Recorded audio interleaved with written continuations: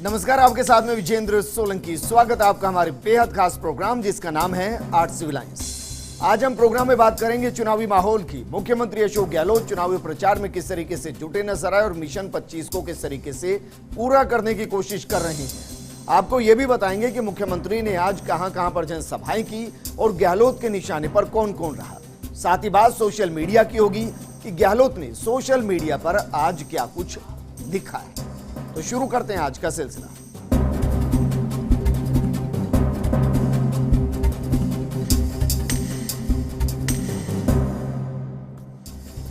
कांग्रेस के राष्ट्रीय अध्यक्ष राहुल गांधी ने प्रसिद्ध बेणेश्वर धाम से पीएम मोदी को ललकारा और पीएम मोदी की उदयपुर की सभा का बेणेश्वर से जवाब दिया। साथ ही वागड़ मेवाड़ की आदिवासी क्षेत्र में कांग्रेस प्रत्याशियों के समर्थन में वोट भी मांगे। इस दौरान मुख्यमंत्री अशोक गहलोत ने भी पीएम मोदी पर जमकर हमला बोला तो उप मुख्यमंत्री सचिन पायलट, प्रदेश प्रभारी अविनाश पांडे भी मौजूद रहे। सभा में उदयपुर संभाग के विभिन्न जिलों से करीब 1 लाख की भीड़ जुटी। इससे देखकर कांग्रेसी गदगद नजर आए। ये रिपोर्ट देखिए। चुनावी आचार संहिता लगने के बाद राहुल गांधी सोमवार को पहली बार राजस्थान आए। उन्होंने उसी प्रसिद्ध तीर्थ स्थान बेणेश्वर को चुना, जहां पर 11 साल पहले सोनिया गांधी ने ऐतिहासिक सभा की। मेवाड़ और बागड़ का आदिवासी इलाका कांग्रेस का परंपरागत वोट बैंक रहा है। राहुल गांधी सबसे पहले बेणेश्वर धाम पहुंचे और वहां मंदिर में दर्शन किए। इसके बाद जनसभा को संबोधित करते हुए पीएम मोदी पर जमकर हमले किए। अनिल अंबानी को चोर कहा और साथ ही गरीब आदिवासियों की नब्ज ये कहकर टटोली कि कांग्रेस की सरकार बनने पर बिना काम किए ही आदिवासी गरीबों के खाते में हर साल 72,000 रुपए आ जाएंगे। पीएम मोदी पर बरसते हुए राहुल गांधी ने कहा कि मोदी जी ने 15 लाख रुपए 2 करोड़ लोगों को रोजगार का वादा किया था। उन्होंने पिछले 5 सालों में गरीब लोगों के साथ अन्याय किया है। 15-20 सबसे अमीर लोग सरकार चला रहे हैं। पिछले 5 साल में सबसे ज्यादा नुकसान आदिवासियों का हुआ है। 2019 में जो सरकार बनेगी वो आपकी सरकार होगी। मोदी ने सिर्फ झूठ बोला है, लेकिन मैं सच बोल रहा हूँ। मैं गरीब लोगों के खाते में पैसा डालूंगा। 5 करोड़ परिवारों को फायदा मिलेगा। अनिल अंबानी जैसे चोरों के खातों से पैसे निकालकर गरीबों के खातों में डालूंगा। हम 5 साल न्याय करेंगे। हम गरीबी को हिंदुस्तान से मिटाने वाले हैं। मोदी सर्जिकल स्ट्राइक की बात करते हैं, हम गरीबी के खिलाफ सर्जिकल स्ट्राइक करेंगे। 2019 में उद्योग लगाने के लिए सरकार से परमिशन लेने की जरूरत नहीं होगी। हम 22 लाख युवाओं को दिलाएंगे सरकारी नौकरी। कांग्रेस की सरकार बनी तो मनरेगा में 150 दिन का काम मिलेगा। गरीबी को हिंदुस्तान से हम मिटाने वाले हैं। किसान आए, उनसे भी थोड़ा कहता हूं। नरेंद्र मोदी जी ने आपसे कहा था कर्जा माफ करेंगे। उन्होंने आपसे कहा था सही दाम दिलवाएंगे। उन्होंने कहा था आपके खेत के पास फूड प्रोसेसिंग फैक्ट्री लगाएंगे। कर दिया काम? मिल गया आपको सही दाम? कर्जा माफ किसने किया आपका? कांग्रेस पार्टी ने कर्जा माफ किया। अनिल अंबानी को लेकर भी राहुल आज ज्यादा आक्रामक नजर आए। उन्होंने कहा पीएम नरेंद्र मोदी ने अनिल अंबानी जैसों के बैंक अकाउंट में करोड़ों रुपए डाले हैं। मैं अनिल अंबानी जैसों के खाते से पैसे निकालकर गरीबों के खाते में डालूंगा। कुछ भी हो जाए मुझे फर्क नहीं पड़ता। सभा को संबोधित करते हुए मुख्यमंत्री अशोक गहलोत ने कहा कि कांग्रेस की सरकारों ने आदिवासी अंचल में काम करने में कोई कमी नहीं रखी। चाहे पानी की बात हो, बिजली की बात हो, शिक्षा की, स्वास्थ्य की, सड़कों की बात या रोजगार की बात हो। कि नरेंद्र मोदी ने सीधा अनिल अंबानी जैसे चोरों के बैंक अकाउंट में लाखों करोड़ रुपए डाला है। मैं उनके बैंक अकाउंट से, अनिल अंबानी के बैंक अकाउंट से पैसा निकालकर सीधा आपके खाते में डालने जा रहा हूं। कुछ भी हो जाए मुझे कोई फर्क नहीं पड़ता। आप लोगों ने बहुत सहा है। पिछले 5 सालों में आपने नोटबंदी देखी, आपके जेब में से पैसा निकला। गब्बर सिंह टैक्स लागू हुआ, आपके जेब में से पैसा निकला। पूरा का पूरा पैसा नरेंद्र मोदी चौकीदार ने, अनिल अंबानी, मेहुल चोकसी, नीरव मोदी, ललित मोदी, विजय माल्या के जेब में डाले। पीएम मोदी पर हमला करते हुए गहलोत ने कहा कि मोदी जी जिस प्रकार से बोलते हैं उनका नाम देश को गुमराह करने वाले प्रधानमंत्री के रूप में इतिहास में दर्ज होगा। हमारे तमाम फैसलों को मोदी जी स्वीकार नहीं करते क्योंकि उनकी योजनाएं फेल हो चुकी हैं। वे खुद अपराध बोध से ग्रसित हैं। जिस प्रकार से मोदी जी कहते हैं कि मैंने धोखा दे दिया जनता को, मैंने कर्जा माफ नहीं किया, बताइए जवाब प्रदेश की जनता को देना है मोदी जी को।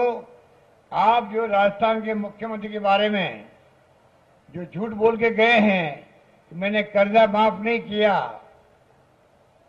अगर नहीं किया तो आप देख लो क्या नहीं किया, आप ही जवाब दो ढंग से। कर्जा माफ हुआ है कोऑपरेटिव का, भूमि विकास बैंक का, और उस वक्त मैंने कह दिया था कि नेशनल बैंक के लिए बातचीत चल रही है, उसके बाद में हम लोग 2 लाख के कर्जे को माफ करेंगे, पहले ही मैंने कह दिया था। अब मोदी जी को कौन समझावे कि आप किस प्रकार से जनता को कह के जाते हो राजस्थान के मुख्यमंत्री धोखा दिया, धोखेबाज है वो। पीसीसी चीफ सचिन पायलट ने कहा कि बागड़ के मतदाता ने हमेशा कांग्रेस का सपोर्ट किया है।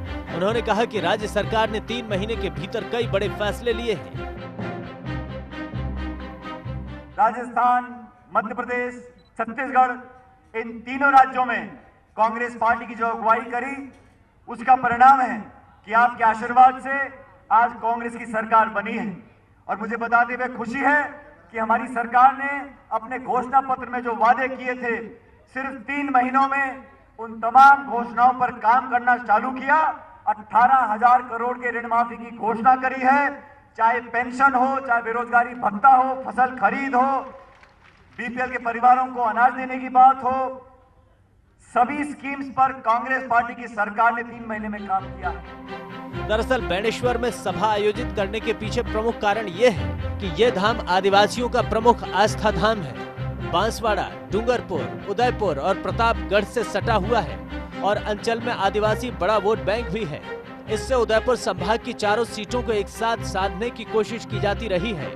पिछले 2-2.5 वर्षों में राहुल गांधी तीसरी बार बागड़ अंचल में आए हैं। इससे पहले उन्होंने बांसवाड़ा के कॉलेज मैदान, उसके बाद विधानसभा चुनाव में सागवाड़ा में जनसभा को संबोधित किया है। विधानसभा चुनाव में हालांकि कांग्रेस इस क्षेत्र में अच्छा प्रदर्शन नहीं कर पाई थी। कांग्रेस के सामने बीटीपी के साथ ही अपनी गुटबाजी से निपटने की भी चुनौती होगी। हालांकि बेणेश्वर की सभा में उमड़ी भीड़ से कांग्रेस के चेहरे खिले हुए नजर आ रहे हैं। अब जरा समझिए कि बांसवाड़ा और डूंगरपुर का सियासी गणित क्या कहता है। बांसवाड़ा डूंगरपुर संसदीय क्षेत्र शुरू से कांग्रेस का गढ़ माना जाता है। अब तक कुल 15 लोकसभा चुनावों में 11 बार कांग्रेस जीती। 1952 से 1971 तक लगातार 5 चुनावों में कांग्रेस जीती। 1977 में यह सीट जनता पार्टी के खाते में चली गई। 1980-84 में दोबारा यहां से कांग्रेस का परचम लहराया। 1989 में दोबारा यहां जनता दल की वापसी हुई। 1991 से 99 तक लगातार 4 चुनावों में यहां से कांग्रेस जीती। 2004 में बीजेपी की जीत के बाद 2009 में कांग्रेस के ताराचंद भगोरा जीते। 2014 के आम चुनावों में बीजेपी ने जीत दर्ज की। भारतीय जनता पार्टी ने कनकमल कटारा को टिकट दिया है। कांग्रेस ने ताराचंद भगोरा पर दांव खेला है। इस बार भारतीय ट्राइबल पार्टी से कांतिलाल राउत चुनावी मैदान में है। बांसवाड़ा लोकसभा क्षेत्र के अंतर्गत आने वाली 8 विधानसभा सीटों में 3 पर कांग्रेस, 2 पर बीजेपी, 2 पर बीटीपी का कब्जा है, जबकि 1 सीट पर निर्दलीय का कब्जा है। सुषमा पांडे और रवि शर्मा के साथ Naresh Sharma, first India news, Beneshwar Dham. चलिए अब आपको ग्राफिक्स के जरिए बताते हैं बांसवाड़ा डूंगरपुर सीट पर बीजेपी ने किसको मैदान में उतारा, कांग्रेस ने किसको मैदान में उतारा है। बीजेपी ने पूर्व मंत्री कनकमल कटारा को मैदान में उतारा, तो वहीं कांग्रेस ने पूर्व सांसद ताराचंद भगोरा को मैदान में उतारा है। आदिवासी अंचल की ये सीट काफी अहम और बीजेपी ने भी यहां पर अपने प्रत्याशी को उतारकर मामले को त्रिकोणीय बना दिया है। राहुल गांधी की सभा के बाद सीएम गहलोत भीलवाड़ा के मांडल पहुंचे, जहां उन्होंने कांग्रेस प्रत्याशी के समर्थन में जनसभा की, जहां अविनाश पांडे, घनश्याम तिवारी, रामलाल जाट समेत कई दिग्गज मौजूद रहे। सीएम गहलोत ने कहा कि राहुल गांधी ने लोगों की बात सुनी और उसके बाद मैनिफेस्टो तैयार किया। गहलोत ने रामपाल शर्मा को जिताकर कड़ी से कड़ी जोड़ने का आह्वान किया। वहीं गहलोत ने बीजेपी और पीएम मोदी पर जमकर निशाना भी साधा।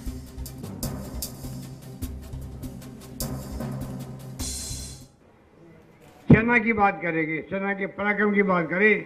सेना का पराक्रम तो देश की आज़ादी के बाद में 4 बार से देखने को मिल रहा है। दुनिया के इतिहास में कहीं नहीं हुआ ऐसा जो हिंदुस्तान ने कर दिखाया। अब ये इंदिरा गांधी ने कभी नहीं कहा कि मुझे वोट दो क्योंकि मैंने बांग्लादेश आज़ाद करवा दिया मेरे वक्त के अंदर, कभी नहीं कहा।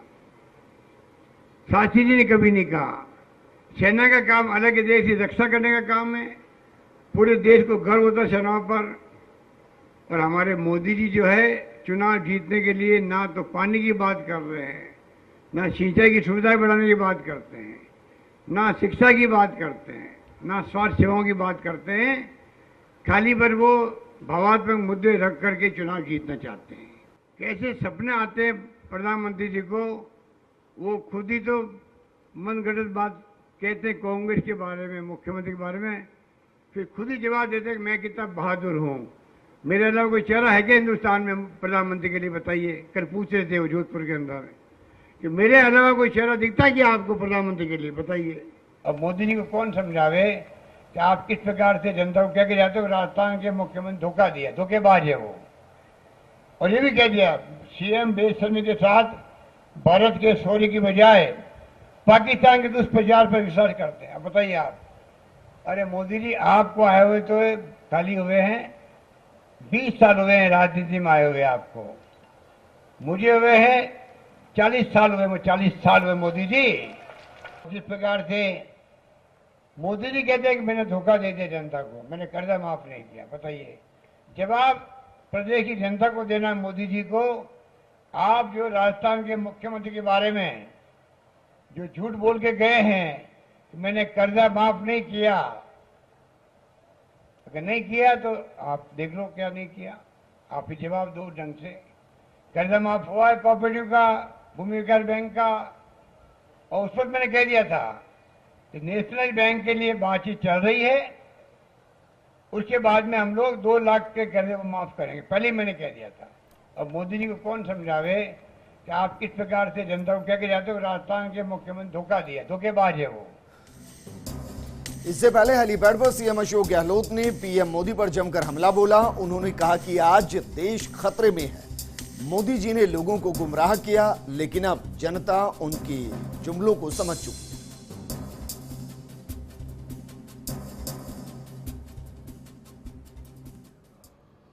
तीसरी सभा है और मोदी जी कहते हैं मैं खाली जोधपुर में फंसा हुआ हूँ। आपके तो मेरी तीसरी सभा है भीलवाड़ा के अंदर, पूरे प्रदेश के अंदर। 1 महीने से ज़्यादा समय हो गया। मैं हमारे प्रभारी मामला पांडे जी, श्री पायलट जी पूरे 25 सीटों में 2-3 बार जा चुके हैं। तो मोदी जी बोल रहे हैं जोधपुर के अंदर के लिए तो गलियों के अंदर, बताइए कौन समझाएगा। सर जोधपुर में तो प्रधानमंत्री मोदी भी आ रहे हैं, अमित शाह भी आ रहे हैं, जबकि जनरली ये दोनों एक साथ नहीं जा रहे। घबराए हुए हैं जोधपुर से लोग। अमित शाह जी का जरूर और public meeting Modi ji 4 meeting कर चुके हैं और चारों मीटिंग में असत्य के अलावा कुछ नहीं बोले हैं। ये प्रधानमंत्री पद की गरिमा के खिलाफ है कि आप प्रकार की भाषा काम ले रहे हो विपक्ष के बारे में। लोकतंत्र की जो मूल्य है उनके खिलाफ। मैंने देखा चित्तौड़गढ़ में लोगों से हाथ खड़े करवाते हैं, जबकि कोऑपरेटिव बैंक और भूमि विकास बैंक कर्जे माफ कर चुके लोगों से पूछते हैं कि आपके कर्जे माफ हुए, न्याय पे करते हैं। कल तो जोधपुर में विशेष रूप से 3 बातों को लेकर आप पे हमला बोला। प्रधानमंत्री जी क्या हमला बोलते हैं, किस स्तर पर जाके बोलते हैं, उनको क्या जवाब दें। जब असत्य बोलते हैं जवाब क्या दें। मेरे हिसाब से जो जिस रूप में वो बात करते हैं वो प्रधानमंत्री की गरिमा पद की गरिमा के खिलाफ। मेरे पे हमले करे कोई दिक्कत नहीं, मैं झूठ क्यों बोलते हैं। कर्जे माफ नहीं हुए, कर्जे माफ कोऑपरेटिव के हो गए, भूमि विकास बैंक के हो गए, राष्ट्रीयकृत बैंकों के जो एनपी हो चुके हैं उनके कर्जे 2 लाख तक माफ करें। हमने कहा है बातचीत चल रही है, चुनाव के बाद में हम उनके कर्जे माफ करेंगे। अभी कोड ऑफ कंडक्ट है, कोई एक्शन नहीं कर सकते। चारों केंद्रीय मंत्रियों की कल आपने सोजत में कहा था कि स्थिति थोड़ी गंभीर है चुनाव में, शायद ये घबराहट है क्या? जिसमें पहले कई बार कह चुका हूँ, जोधपुर भी, पाली भी, जयपुर ग्रामीण भी और बीकानेर भी 4 मंत्री खुद ही संकट के अंदर फंसे हुए और 5 सिया चौधरी जी का टिकट काट दिए लोगों ने। तो इनकी स्थिति तो पतली है राजस्थान के अंदर और कांग्रेस बहुत कामयाब होगी भारी। भीलवाड़ा में आज मुख्यमंत्री अशोक गहलोत ने हम आपको ग्राफिक्स के जरिए दरअसल बताते हैं कि यहां पर कौन कौन मुकाबले में है। दरअसल बीजेपी ने यहां से मौजूदा सांसद सुभाष बहेड़िया को फिर से उतारा है, तो वहीं कांग्रेस ने रामपाल शर्मा को मैदान में उतारा है। वहीं मुख्यमंत्री अशोक गहलोत ने 12 जिले के अंता में भी सभा की। इस दौरान सीएम अशोक गहलोत ने बीजेपी पर जमकर निशाना साधा। अशोक गहलोत ने कहा कि बीजेपी की कथनी और करनी में अंतर है, बीजेपी बदले की भावना से काम करती है। सीएम गहलोत ने पीएम मोदी पर निशाना साधते हुए कहा कि मोदी जी को राजनीति में आए 20 साल हुए और मैं 40 साल पहले राजनीति में आया था। साथ ही सीएम गहलोत ने कहा कि मोदी जी चुनाव जीतने के लिए पाकिस्तान का सहारा ले रही हैं। गहलोत ने लोगों से कड़ी जोड़ने की अपील की, जिससे प्रदेश का विकास हो सके। जो काम बाकी रह गए वो जल्द ही पूरे किए जाएं। सूरजगढ़ की अभी तक पूरी नहीं हो पाई, 5 साल निकाल दिए। पिछली गवर्नमेंट ने जो अन्याय किया, अत्याचार किया है, भारी बहुमत जीतने के बावजूद भी पता नहीं वसुंधरा जी को दिमाग में क्या बात आ गई, भारी बहुमत दिया जनता ने उनको, पर रिफाइनरी का काम बंद कर दिया। ये बिजली घर के काम धीमे चलते रहे, परवाही नहीं करी गई। आदिवासियों में हमारे ब्रॉडगेज आ रही थी बांसवाड़ा डूंगरपुर में, वो काम ठप कर दिया। करौली टोंक जुड़ने वाले कोच फैक्ट्री आ रही थी भीलवाड़ा के अंदर, किसे कहते कोच फैक्ट्री आना। मेट्रो आ रही थी दूसरा फेज का जयपुर में, कोई काम नहीं किया। जो प्रमोद जैन भाया का सोच था परवन नदी पर बांध बना करके पीने का पानी भी और किसानों के खेतों में फसलें लहलहाए, सिंचाई की सुविधा बढ़े, क्या ताकत लगाई होगी इस व्यक्ति ने, मैं कह नहीं सकता आपको। प्रोजेक्ट में की अड़चन आई थी, प्रमोद जैन भाया ने सोनिया गांधी जी के मौजूदगी में वादा किया आपसे, अगर परवन नदी पे बांध बनाने का मैंने प्रोजेक्ट शुरुआत नहीं करी तो मैं अगला चुनाव में खड़ा ही नहीं होऊंगा, ये वादा किया था उन्होंने। और मुझे याद है कि उस वादे पे वो कायम रहे लास्ट तक। हमें चिंता थी अगर ये क्लियरेंस जो दिल्ली से होती है पर्यावरण की और पोल्यूशन की, वहाँ अड़चन आ रही थी, अगर वो नहीं आई तो अगर प्रमोद जैन भाया अपनी बात पर अटल रहेगा तो क्या होगा, ये चिंता हमारे लिए थी। पर इतनी मेहनत करी, वो 100 चक्कर लगाए होंगे दिल्ली और 12 के बीच में, जयपुर के बीच में, कोई सोच नहीं सकता। पूरी कहानी मुझे मालूम है। मैं पूछना चाहूंगा इस मंच से वसुंधरा जी को कि राष्ट्र बदलते हैं लोकतंत्र में, पर आप बताइए मुझे कि आपका खुद का क्षेत्र है 12, झालावाड़, कोटा, 3 जिले के किसानों को लाभ मिल रहा था सिंचाई का, पीने के पानी का। उस प्रोजेक्ट को 4 साल डिले क्यों किया, इसका जवाब वसुंधरा जी दे, ये मैं कहना चाहता हूँ। राजस्थान भर में मैंने इसको इश्यू बनाया, पूरे प्रदेश में कहीं गया 5 साल, तो मैंने परवन बांध, वृद्ध योजना, refinery, broad gauge, metro, coach factory, मैं जवाब मांगना चाहता था उनसे, सवाल पूछते रह गया। तो वसुंधरा जी के मुंह से 5 साल में एक भी शब्द नहीं निकला है, मैं कह सकता हूँ। अब अगर जिक्र झालावाड़ 12 सीट का किया जाए तो यहां बीजेपी ने मौजूदा सांसद दुष्यंत सिंह को चौथी बार मैदान में उतारा है। वहीं कांग्रेस ने यहां ब्राह्मण कार्ड खेला है। प्रमोद शर्मा, जो विधानसभा चुनाव से पहले तक बीजेपी के हुआ करते थे, विधानसभा चुनाव से पहले कांग्रेस में शामिल हुए और अब लोकसभा प्रत्याशी उनको बना दिया गया। मुख्यमंत्री अशोक गहलोत लोकसभा चुनाव को लेकर अपने मिशन में जुटे हैं। कांग्रेस के मिशन 25 को लेकर वो रोजाना चुनावी सभाओं को संबोधित कर रहे हैं। कल भी सीएम गहलोत तूफानी चुनाव प्रचार पर रहेंगे। कल मुख्यमंत्री जोधपुर के दौरे पर रहेंगे। सुबह 11:30 बजे फलोदी में जनसभा को संबोधित करेंगे। इसके बाद दोपहर 1 बजे लोहावट के पल्ली में चुनावी सभा का कार्यक्रम है और दोपहर 3 बजे कुड़ी भक्तासनी में सभा को संबोधित करेंगे।